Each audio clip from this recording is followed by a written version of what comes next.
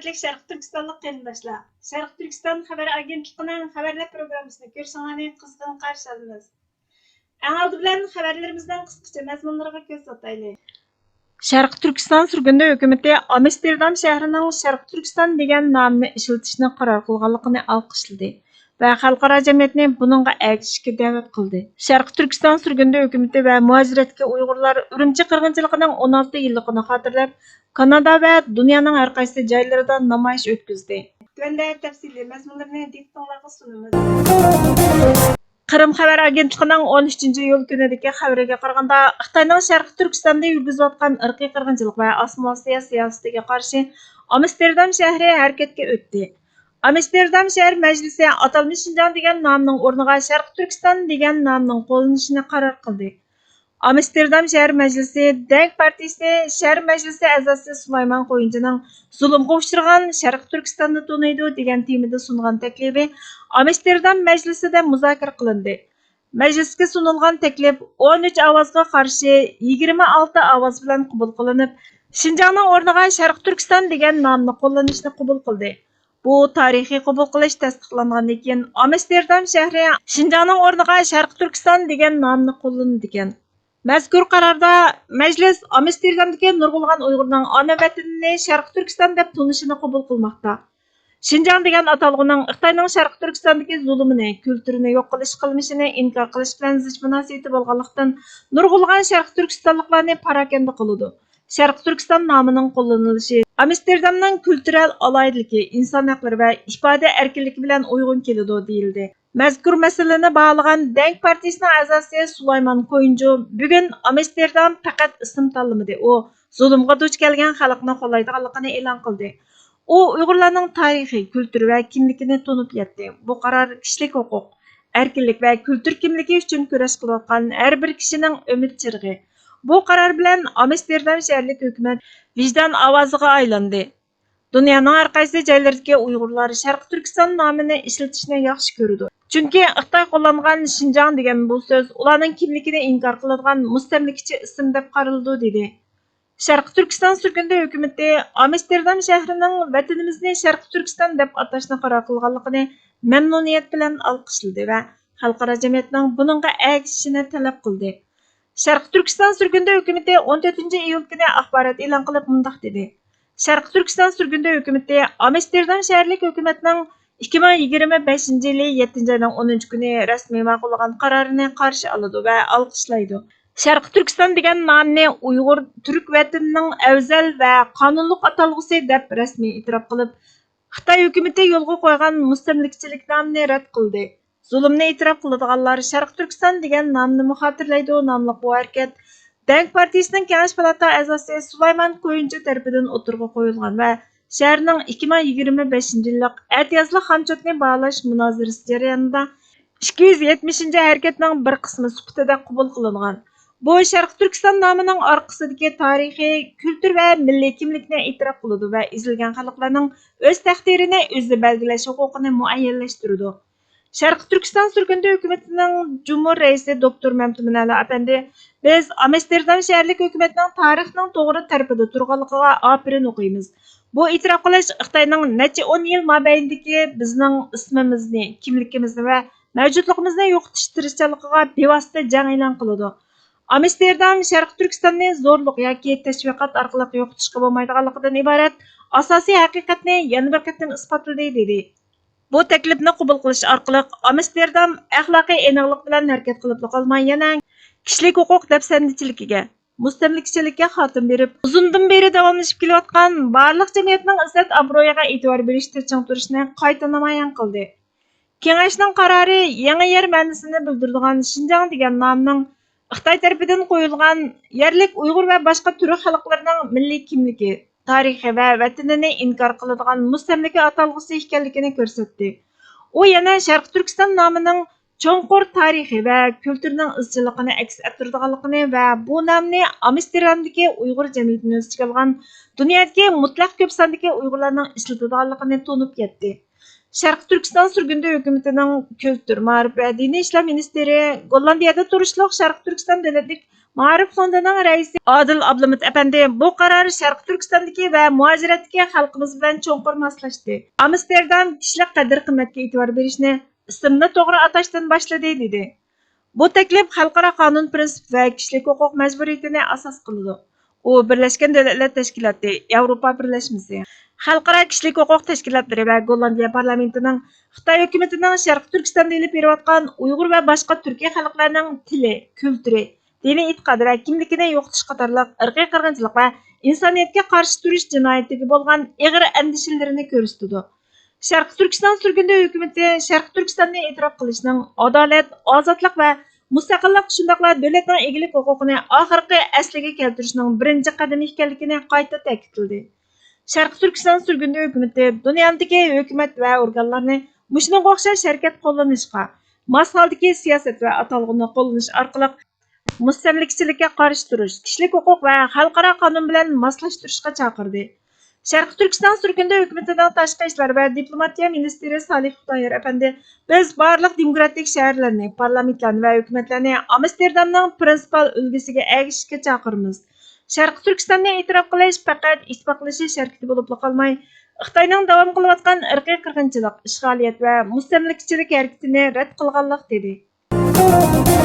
Bu yil 7 ayning 5 kuni tajovuzchi Xitoyning tinch usul bilan demokratik haqlarini talab qilgan Sharq Turkiston xalqini qonliq bostirgan irqiy qirg'inchilikning vahshiylikka chiqishining boshlang'ichi bo'lgan Urumchi qirg'inchiligining 16 yillik xotira kuni edi. Muajiratda yashayotgan dunyoning har qaysi joylaridagi Sharq Turkistonliklar bu kunni ahamiyatli faoliyatlar bilan xotirladi. Tuvanda Sharq Turkiston surgunda hukumati, Sharq Turkiston Milliy Uyg'onish tashkiloti, Alberta Uyg'ur jamiyatining a'zolarining Kanadaning Alberta shahrida o'tkazgan namoyishini diqqatingizga sunamiz. Sharq Turkiston Milliy Uyg'onish tashkilotining a'zolari Sharq Turkiston surgunda hukumatiga vakolatan axborot e'lon qilib, oldi bilan 5-yil Urumchi qirg'inchiligining barliq kelish orqa ko'rinishi, ya'ni Shavgan voqeasi Urumchi qirg'inchiligining jarayonini bayon qilgandan keyin Sharq Turkistonda buningga o'xshash qirg'inchiliklarning bir nechasining yuz berganligini, vaziyatning kundan kunga nacharlashib ketayotganligini, insonlar uylarida xotirjam yaqinlari bilan vaqt o'tkazayotganda Sharq Turkistondagi Uyg'ur va boshqa Turkiy xalqlarning oila a'zolaridan ayrilib, oilalarning parchalanganligi, Urumchi qirg'inchiligining Xitoyning bugunga qadar davomlashayotgan irqiy qirg'inchiligini shiddatga chiqarishdagi burilish nuqtasi ekanligini, hozir millionlagan Uyg'ur va boshqa Turkiy xalqlarni jazo lagerlari va turmalarga, qul emgak lagerlariga qamaganligini, lagerlarga qamalgan begunoh xalqimizning bosqinchilik qilish, organlarining sug'urib olinishi, tug'mas qilib o'tishga o'xshash chekidan oshgan zulmga uchraydiganligi, Uyg'urlarning 75 yildan buyon zulmga uchrab kelayotganligini, Xitoyning Sharq Turkistonda yurgizayotgan irqiy qirg'inchilik qilinishini boshqa davlatlarga ichki ishim deb qoyil qilib, boshqa davlatlarning aralashishining oldini olganligini, Xitoyning Uyg'ur va boshqa Turkiy xalqlarni diniy e'tiqodi, kulturi, kimligi sababli jinoyatchi hisoblab vatanidan tamoman ayirib o'tishni maqsad qilganligini, yaqinqi oylarda yangi istixborot va tekshirish dokumentlaridan ma'lum bo'lishicha, Xitoyning 2030 yiliga borganda Sharq Turkistondagi organ ko'chirish markazlarini 3 hassa ko'paytirishni planlaganligini, har yili 25 mingdan 50 minggacha Uyg'ur yoshlarining organlarining Xitoyga foyda olib kelish uchun sug'urib olinganligini va buning Xitoyning davlat qo'llagan sanoat jinoyati hisoblanganligini, bu markazlarning o'zligidan xolisona organ taqdim qilish markazlari bo'lmasdan irqiy qirg'inchilik ta'sislari ekanligini, xalqaro jamiyatning inson haqlari andishisi emas, buningdan alqan og'ir jinoyat ekanligini e'tirof qilishi kerakligini, bu irqiy qirg'inchilikni Birlashgan Davlatlar Tashkiloti Xavfsizlik Kengashining doimiy a'zosining yurgizayotganligini, xalqaro jamiyatning passiv holatni saqlab kelishini hargizmo qabul qilg'ili bo'lmaydiganligini, Uyg'ur va boshqa Turkiy xalqlarning osmon-ostiga qilinishi, turmalarga qamalishi, sanoat hajmidagi organ yig'ib olish qilinishidek eng og'ir inson haqlari kirishisiga yana sal qarmaslik kerakligini, sukut qilish va harakatsizlikning faqat jinoyatchilarga ilhom, madad berib, qurbonlarning texmo azob chekishiga yo'l ochadiganligini, darhol zulm qilgan mas'ullarning jinoyatini surishti qilib jazolashni, Xitoyning irqiy qirg'inchilik harakatini oxirlashtirish uchun besim qilishni, dunyoning yanada sal qarishiga bo'lmaydiganligini, Milyonlarning hayotining kollektivning qarshi turishini, dunyoning tajovuzchi Xitoy bosqinchilariga qarshi kurash qilishini talab qilganligini.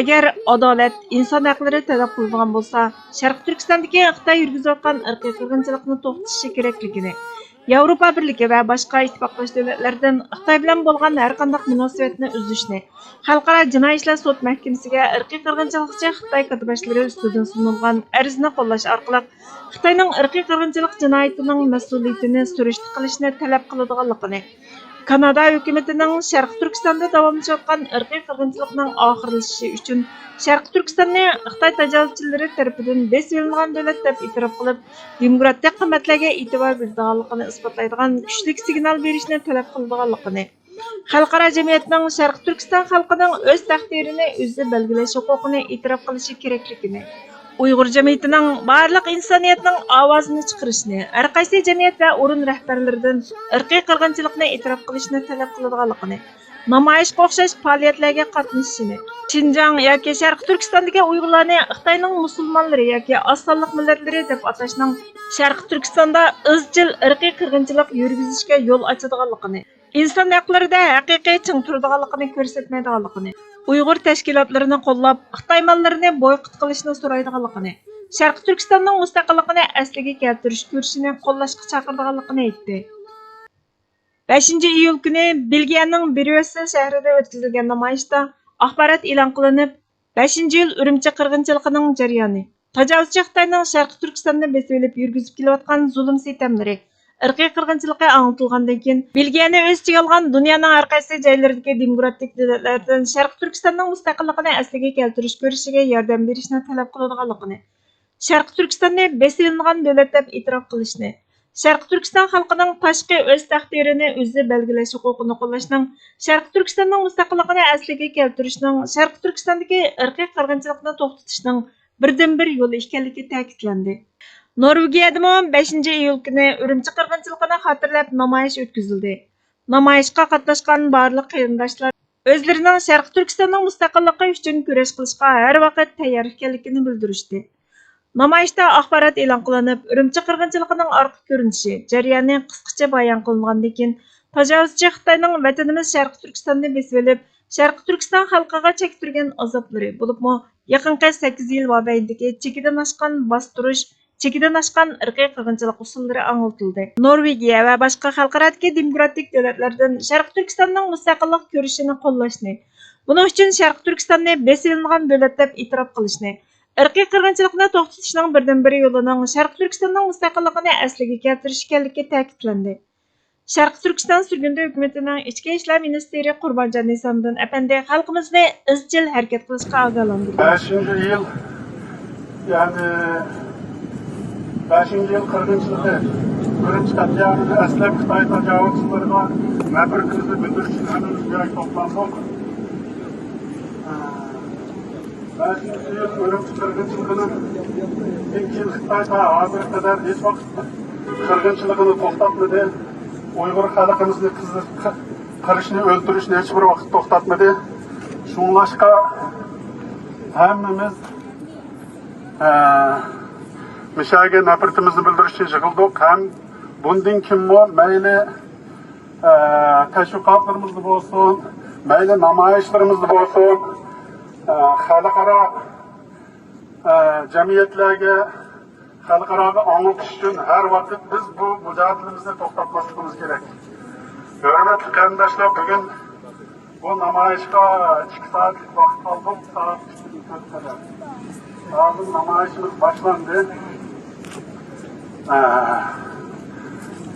Chagininglar, hammanglar rahmat, hammanglar bejonliq yaxshi turib turinglar. Bugun havo klimati tozalab, yomg'ir ko'rsatyapti. Shundaqmi bejonliq turib turishingni umid qilamiz. Shvetsiyaning poytaxti Stokgolmdami Urumchi qirg'inchiligini xotirlash namoyishi o'tkazildi. Shvetsiya Uyg'ur komiteti a'zolarini o'z ichiga olgan Sharq Turkistonlik qarindoshlar Sharq Turkistonning mustaqilligini asliga keltirish irodasida oxirigacha ching turadiganligini bildirishdi. Axborot e'lon qilib, Urumchi qirg'inchiligining jarayonini eslab o'tgandan keyin Xitoyning Sharq Turkistondagi ishg'ol, mustamlika va yaqinqi yillardan beri avjiga chiqargan irqiy qirg'inchilik qilmishini anglabdi. Sharqi Turkistonning mustaqilligini asliga keltirishning Sharqi Turkistondagi irqiy qirg'inchilik Osmanliyani yo'qotishdagi birdan-bir yo'l ekanligi qayta ta'kidlanib, Shvetsiyani o'z ichiga olgan Yevropa va boshqa joylardagi davlatlardan Sharqi Turkistonni ishg'ol qilingan davlat deb e'tirof qilishni, Sharqi Turkiston xalqining o'z taqdirini o'zi belgilash huquqini himoya qilishni talab qildi. Qozog'istonda yashaydigan Sharqi Turkistonliklar 5-iyul kuni bir yerga jam bo'lib, Urumchi qirg'inchiligini xotirladi. Xitoyning vahshiy qilmishlarini la'natlab, Sharqi Turkistonning mustaqilligini asliga keltirishga bo'lgan ishonchi va irodasini bildirib, suhbat o'tkazdi. Qur'on tilovat qilinib, Urumchi qirg'inchiligi va boshqa qirg'inchiliklar davomlashayotgan irqiy qirg'inchilikda hayotidan ayrilgan shehidlarimizning ro'yiga duo qilindi. Sharqi Turkistonning mustaqilligini asliga keltirishning birdan-bir qutulish yo'li ekanligi va keyingi avlodlarni Sharqi Turkistonning mustaqilligi uchun kurash qilish ro'yi bilan yetishtirishning ahamiyati ta'kidlandi. Sharqi Turkiston surgunda hukumatining oila, ayollar, yoshlar ministrligining ministri Gulvargan To'xtaxonova xonim faoliyatga yetakchilik qildi. Assalomu alaykum, dunyo tarixida chechilib ketgan aziz xalqim, millatim. Bugun hammamizga ma'lumki, bundan 16 yil burun, ya'ni 2009-yili 5-iyul kuni Xitoy tajovuzchilari, fashistlari vatanimizda, ya'ni Urumchida maqsadlik holda qirg'inchilik mang'izdi. Urumchi qirg'inchiligini. Shuningga bu vaqtlar emas, bundan burunmi kelayotgan narsa hamda davomlashayotgan narsa. Ammo umidimizni uzmaylik. Zamin bizniki. Uning zamini emas. Yavoy mushuk, uy mushugini yanqibdi degandek, bu yavoylarni vatanimizga kirgizib qo'yib, Uyg'urning intayin ko'ngilchakligi bilan, mehribonchiligi bilan o'zimizga bir dushmanni, ilon hajdahani yenimizga saptimizga. Shuning uchun aziz qarindoshlarim, bugungi bu kun xotirlash kuni bo'lib hisoblandi. Shu vaqtda va undan oldin va mushu kungacha shahid bo'layotgan qarindoshlarimizning hammasining joylari jannat bo'lsin. Firdavs jannatlarini o'rnasin. Shehidlar o'lmaydi deydiga, shu o'lmagan shehidlarimizning ruhlari, jasoratli ruhlari bizga hammamizga qo'nsin deb tilaymiz. Allah buyursa, Allah'ın rahmeti bilan o'zimizning birligimiz va harakatimiz bilan cho'qim biz o'z zaminimizni qo'limizga olamiz. Amin. Elhamdülillah. Tilegen tilek oylagan arman maqsadımızga Allah bugungi yaxshi kunlarda Muharram ayında Cenab-ı tilegen tilekimizin amalga ishg'olarini qo'ygan Cenab Allah. Rabbana atina fid dunya hasanatan va fil oxirati hasanatan va qina azabannar. Birahmetika ya arhamar rahimin. Allohu akbar. Abadiy kurash va tiz bitmas jihad ro'yi. Mustamlikchilarning ma'naviyatimizga bosib kiralgan kuni bizni mag'lub qilishda ustunlik egallagan kunidir. Ikkilanish muvaffaqiyat yo'liga silingan eng chong to'saqdir. Unutma, irodangni sundira olmagan har qanday zarba seni kuch-quvvatga to'ldiradi. G'ururlik bo'l. Qanday vaziyatga tushib qolishingdan qat'iy nazar asla bo'yin egma. Chunki ikkinchi rat qayta bosh ko'tarish fursatining kelishi natayin. Men o'zimning bu hayotda hurlik haqqining borligiga, vatanimda hur yashash haqqimning borligiga ishonaman. Mendagi bu ishonch dunyodagi barliq qurol-yarog'ning kuchidan qatma-qat ustundir. İnsanlar o'g'irlik, bulangchiliklarga qarshi kurashga otilinishi mumkin. Lekin bu kurashlar ko'zlangan ish hosil bo'lishi bilan to'xtaydi. Biroq vatan uchun ilib berilgan urushlar undaq emas. Hurlik yo'lidagi bu xil kurash toki nihoyiy g'alabasini tamomlagunga qadar o'zliksiz davomlashib turadi. Bizmo urush qilyapmiz. Sababi dinimiz va hurligimiz uchun jihad qilish majburiyatimiz bor. Toki ishg'olchilarni qo'g'lab chiqargan yoki o'lim bizni topganga qadar. Bizning buningdan boshqa tanlash yo'limiz yo'q. Shubhisizki biz Allohning iqdorchiligidamiz va Allohga jazman qaytquchilarmiz. Biz mangu taslim bo'lmaymiz. Ya g'olib kelamiz yoki bu yo'lda o'limiz. Shehidlar piri, mujohidlar atamani, cho'l arsloni kabi sifatlarga sazovar mashhur islom qahramoni Umar Muxtor so'zlaridan uzunda. Tayyorlovchi Burhan Muhammad. bizga vaqt ayırğanlar uchun ko'pdan ko'p rahmat. Kelar qatimki programmamizda ko'rishguncha Allohga omonat bo'lgaysizlar.